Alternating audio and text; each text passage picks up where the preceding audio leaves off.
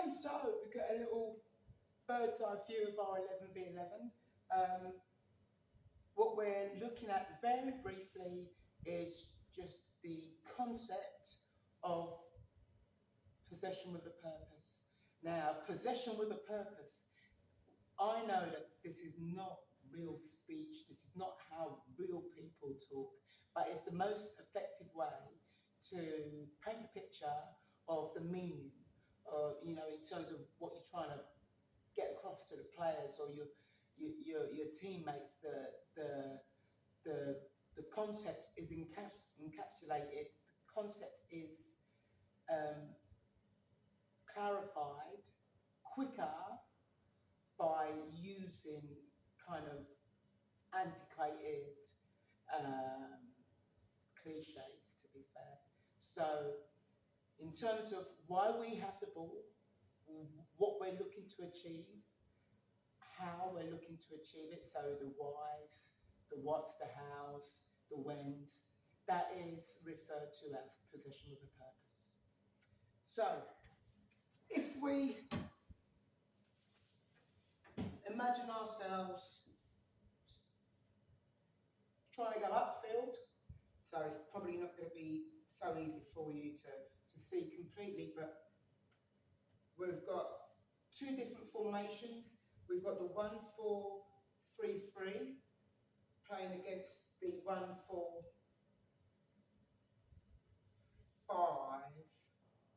Let's move that one back a bit.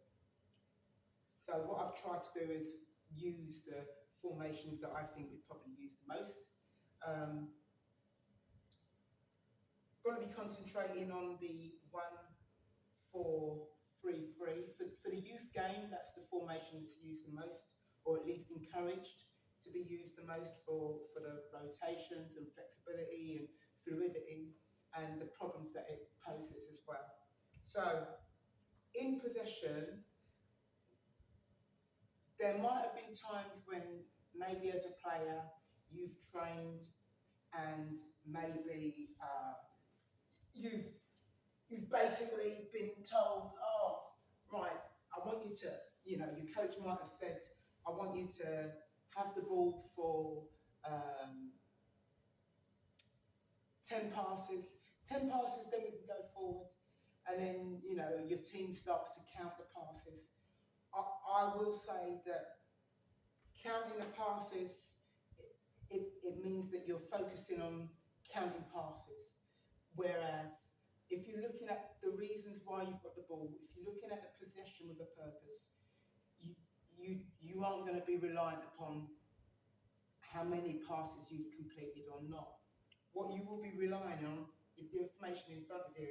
So if the keeper's got the ball, the keeper plays the ball out, for example, wide, people start to take up different positions based on what's in front of the player who's in possession and what the team plan is, what's the strategy. So the ball's travelling in possession, your team's got it, you're making your movements based on what your strategy is, and that means that you're occupying different areas.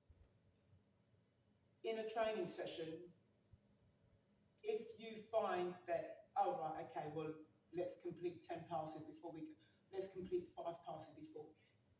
Realistically, in a game, possession with a purpose does dictate that counting the passes may not apply to the problem in front of you. So if you've got a player in front of you and you are concentrating on counting your passes, then it might mean that you're not recognising what your options are because you're focused, you're fixated on one option, which is I stay on the ball for a period of time because all I'm doing is counting. So that's going to be 1, 2, 3, 4. Whereas if you say 1 and then space opens up in front of the player, that player might decide to drive, breaking the line, in possession, driving up, and that will still be the second pass, or it might be 1, 2, and then can't go forward there, and you've got no choice because you don't want to be reckless, drive into space that doesn't exist. You might want to play it back and start again on the other side where there is possibly more space. And then that might be free.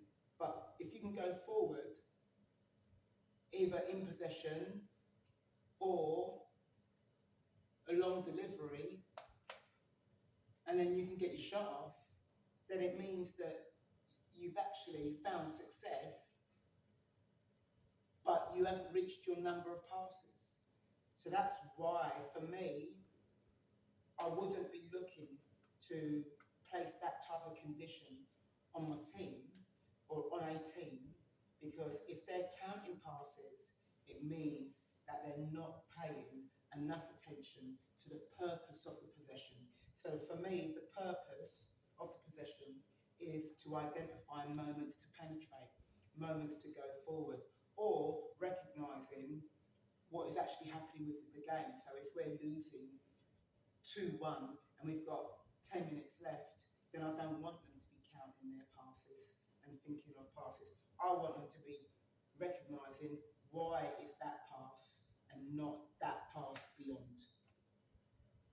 And that's where it's important to recognise the age of the players. So these are younger youth players, foundation phase, 9, 10, 11, then you're looking for them to learn the importance of taking on 1v1s, recognising how to create overload, overlap, underlaps, how to take on 2v1s, how to make a 2v1, a 2v2 or a 3v2.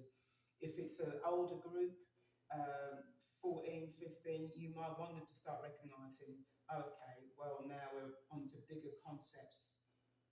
What do we do when this is the picture? What do we do when that is the picture?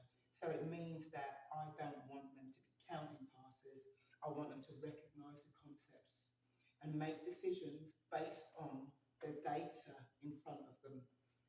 Can I get the goalkeeper to drive and encourage the other team to occupy the space, freeing up players elsewhere? And that means that our goalkeepers start to become more like sweeper keepers. Or can I start recognising when to play beyond and miss out the midfield? Why would I do that? I would do that if this was the situation. If it turned out that we've got a numerical advantage, or we've got, strong attacker against maybe weaker defenders, then can we play that longer pass? That's where I'd be saying possession with a purpose, understand why we've got the ball and what our plan is, what's our strategy, how are we going to do that? Are we technically competent, or are we fixated on counting